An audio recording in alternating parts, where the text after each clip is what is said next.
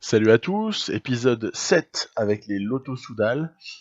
On est sur une deuxième partie de Tour de France à partir de la 11e étape avec une situation assez incroyable. C'est que Tim Wellens possède au soir de la 10e étape et de sa victoire somptueuse avec un écart de temps conséquent. Il possède 4 minutes sur tous les principaux favoris. L'étape 11 part d'Albertville pour arriver entre guillemets en altitude à La Rosière, qui est un terrible col, terrible au niveau de sa longueur, de près de 18 km à par contre 5,8%, dans lequel évidemment il va falloir faire face aux multiples attaques des uns et des autres. Voilà. Donc j'essaye un tant soit peu de gérer le début d'étape. Alors, c'est-à-dire la montée de Bizane, là, où on arrive grosso modo à gérer les choses avec nos équipiers. Ensuite, il y a le col du Pré. Celui-là fait près de 13 km à quasiment 8% de moyenne. Et ça enchaîne avec le Cormet de Roseland, un peu plus court, à 6,5% de moyenne, donc un peu moins violent également. Bon, classé en deuxième catégorie. Et mon objectif vraiment, c'est de rester protégé en protégeant Wellens par Tischbenot. Bah voilà, de basculer avec les favoris, c'est le cas. Donc l'objectif déjà est atteint dans un premier temps. Ensuite, on est dans la Rosière, donc une montée de près de 18 km. Pourcentage n'est pas horrible, mais alors par contre, bonjour l'usure, surtout face à des Bardet, Froome, Nibali, Porte, qui sont beaucoup plus forts que Wellens a priori en montagne. Donc je protège le plus longtemps possible avec Tish Benoît, mais évidemment, voilà, vous voyez sa barre au pauvre Benoît. Il y a un moment où ça s'achève et où il doit bien décramponner. Puis Wellens, il subit les assauts notamment de Bardet et de Froome. C'est assez difficile de répondre en fait. Je ne peux pas répondre par des contre-attaques parce que sinon, on finira avec une barre vide très très rapidement. Alors qu'en revanche, en revenant, soit en étant ramené par d'autres, là comme on voit à l'image, euh, soit éventuellement en profitant pour contre-attaquer d'un coureur qui n'a pas des notes de montagne ou d'accélération trop horribles. Bah il y a moyen de s'accrocher bon an mal an, même si bon on voit bien que voilà, on finit quand même par être décramponné.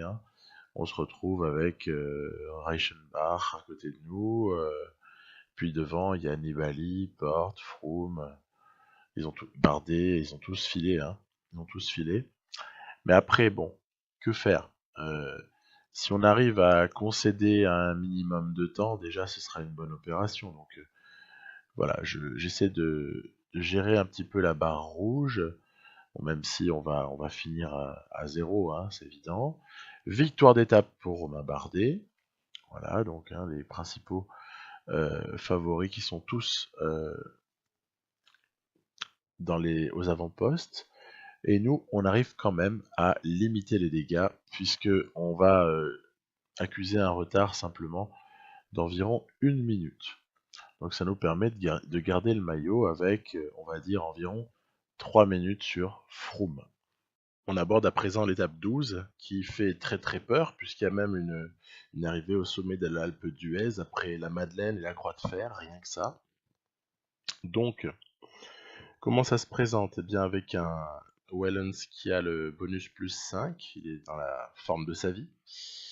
Alors voilà, quelques petites attaques au départ, notamment du français Godu,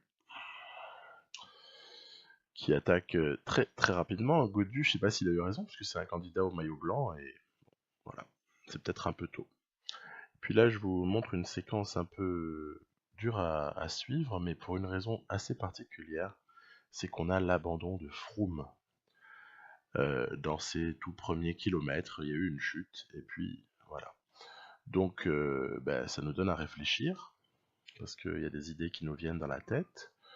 Alors, le petit départ là en bas de la Madeleine, faut pas s'énerver. C'est Kelderman qui cherche des points et puis quelques comparses. Donc il n'y a pas de problème, aucun danger au classement général. Nous, on fait évidemment rouler tant qu'on peut nos serviteurs, je dirais. Donc voilà, là, le col de la Madeleine se franchit sans trop de difficultés, hein. Il est placé suffisamment loin de l'arrivée. Ensuite, il y a les fameux petits lacets qui sont là aussi passés assez facilement, voilà. Et on arrive en bas de enfin on est dans la descente là, mais on va bientôt aborder l'ascension du col de la Croix de Fer. Alors, j'ai la chance d'avoir encore Greipel. Lui aussi, le pauvre, il a un bonus plus 5, mais vu la nature de l'étape du jour, il va lui servir un petit peu moins. Mais il nous sert quand même, dans une certaine mesure, puisque il assure un train. Alors je vous dis pas que l'écart n'est pas en train de grimper avec les échappées, on va toucher aux 8 minutes à un moment donné, après être resté à environ 5-6 minutes pendant longtemps.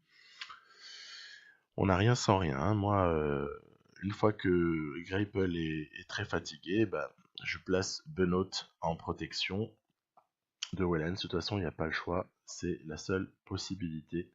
Et déjà, on a de la chance que Benoît soit capable de faire ça, de protéger Wellens. On passe donc au col de la Croix de Fer, voilà, au sommet. On est toujours dans le peloton, entre guillemets, des favoris. Voilà, c'est facile de voir le groupe dans lequel on est. Vous voyez, voilà, avec un écart encore assez acceptable, parce que dans l'Alpe d'Huez, il peut se passer pas mal de choses. Ensuite, évidemment, on va enfin aborder le monument. Alors, j'ai pas vraiment d'autre choix là encore que imprimer un rythme pas dément, mais en fait, je veux essayer d'éviter les départs. Donc, je mets Benoît en protection et je mets par moment un effort curseur, par moment garder la position de Wellens. Cela dit, à Romain Bardet, flanqué de Pantano et Rafal Maïka qui s'en vont. Alors c'est pas bien grave, hein, tant qu'on les a en visuel, il n'y a aucun souci, on peut se permettre de perdre par exemple une minute sans qu'il y ait de drame particulier. L'important c'est qu'il y ait Nibali porte juste à côté de nous, donc c'est encore le cas à ce stade-là. Il y a une petite accélération qui s'opère, on n'est plus qu'à 5 km du sommet, mais 5 km dans l'Alpe d'Huez, c'est très long. Vous voyez, on a d'ailleurs repris assez tranquillement les petits coquins, enfin il reste encore Pantano, mais qui avaient cherché à s'échapper. Mine de rien, on a pas mal vidé nos barres. Vous voyez, j'ai plus de barre jaune, malheureusement. Il me reste la barre rouge, mais on sait bien que quand il n'y a plus de barre jaune, la barre rouge, elle descend à 10 000 à l'heure. Donc là, voilà, on arrive un peu à nos limites. On arrive à nos limites. C'est quoi nos limites? C'est jusqu'à 2-3 km de l'arrivée, en gros, hein. Il y a bien un moment où les efforts se payent. Et sentant l'arrivée très proche, les favoris qui nous accompagnent, évidemment, on est à un petit peu plus d'1 kilomètre là du sommet, vont se disputer la victoire, hein, et nous, on n'arrive plus à suivre, voilà. Mais fort heureusement, comme ils sont partis très tard, l'écart est minime. On a donc environ 1 minute encore dans la figure, voilà. Victoire de Yates. Voilà, suite à ça, il va y avoir fort heureusement une étape un peu plus calme pour terminer la semaine.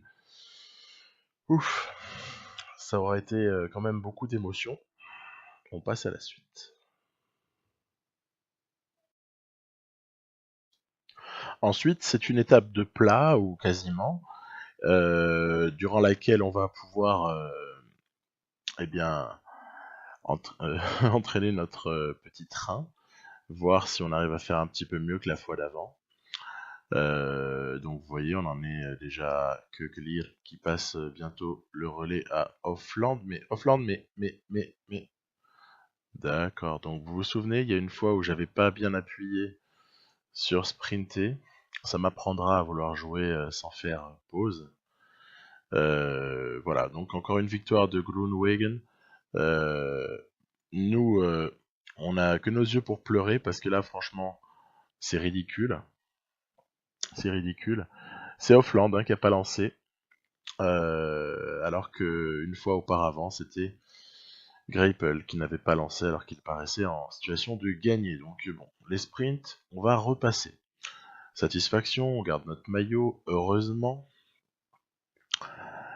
Et le classement général n'a, pour ainsi dire, pas changé, voilà, puisque les favoris se sont observés. Alors, l'étape qui arrive à Mende, l'étape 14. Après avoir fait travailler nos équipiers autant que possible, le dernier qui subsiste, c'est que lire. Et quand on arrive en bas de la dernière difficulté, les 3 km à 10% de moyenne, là, je décide d'envoyer Wellens.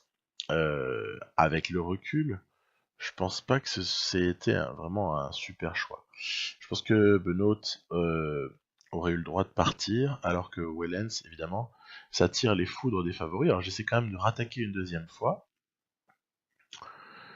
Donc voilà, on voit que quand même, il a une capacité d'accélération, il est en forme plus 5.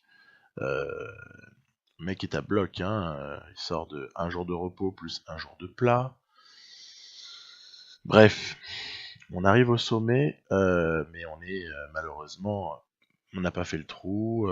Il y a Tish Benoît qui heureusement arrive à la rescousse pour essayer, tant bien que mal, d'aider son coéquipier, mais finalement, puisque l'arrivée n'est que 1 km après, bah voilà, on a un peu fait chou blanc aussi sur cette étape.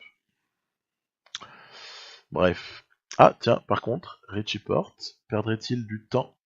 Eh bien oui. Il faut savoir que sur cette étape, Porte aura perdu une trentaine de secondes. Ce qui est quand même excellent pour nous au classement général. Des fois qu'à la fin, ça se joue à la seconde près, bah ce sera quand même toujours ça de près.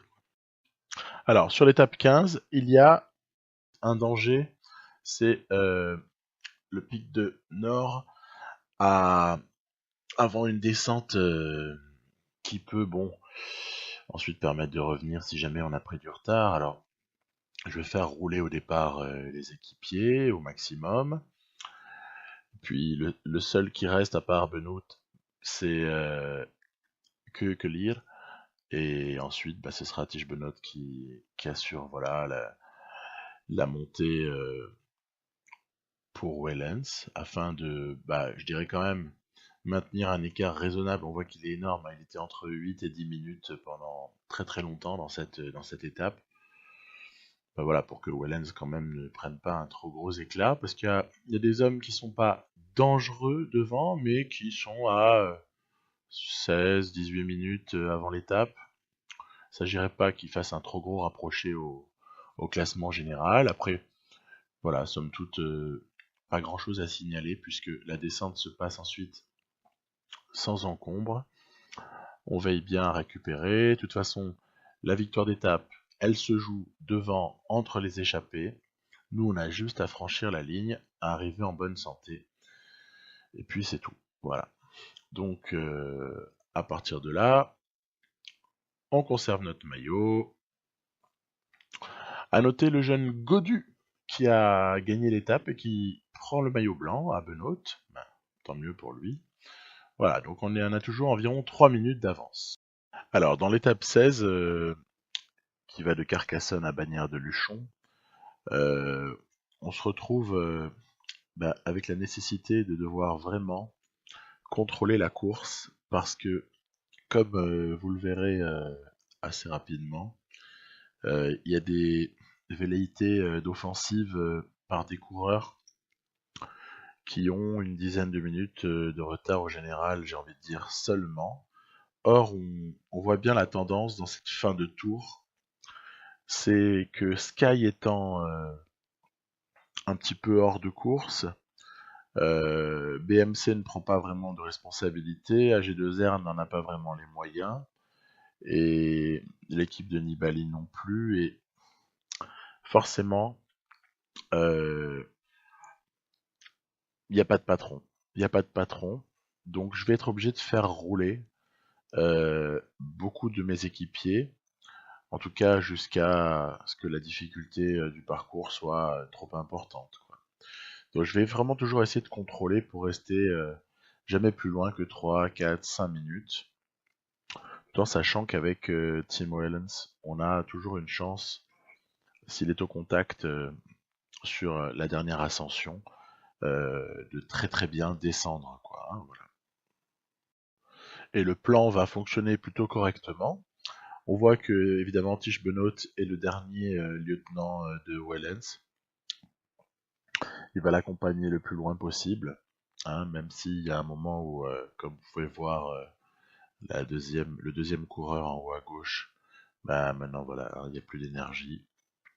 Benoît va devoir capituler et laisser Wellens se débrouiller tout seul. Et ma foi, en gérant un petit peu la barre d'effort, vous voyez, on est au contact, porte, Nibali n'est pas loin, Bardet non plus, malgré toutes ses velléités d'attaque. Et en fait, je me décide pourquoi pas, à essayer d'attaquer juste avant le sommet, euh, parce que Wellens, il a cette capacité à récupérer dans la descente tout en roulant un bloc, quoi. Il récupère, je veux dire, de la barre d'énergie, hein. Et donc, en fait, on va miraculeusement reprendre quasiment les échappées pour que tout se joue au sprint.